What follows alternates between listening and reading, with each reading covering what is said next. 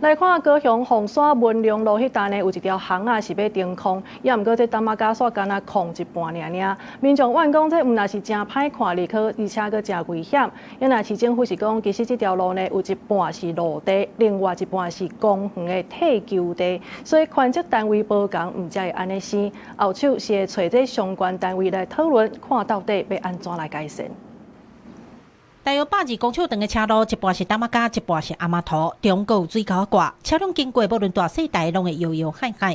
高雄有民眾反映，鳳山這條文良路16巷公車一路面要停空，大家原地攏真期待，想不到過2天看到攏硬去，這擔仔架哪會空一半？我遇到他在修晚上要鋪路，所以我停去別的地方，想說，還感覺蠻好。結果隔天來看鋪一半，我也覺得蠻神奇的。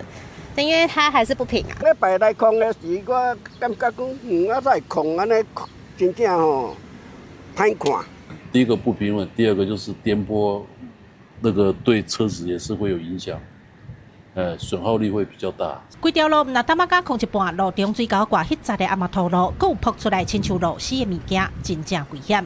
對此市府回應，道路的施工單位是區公所，不只個這條八米路一半是路地，一半是公園的退休地，現主時是做規停車使用。因為權責單位無共，才會出現擔仔架空一半的狀況。後續會找相關單位討論改善。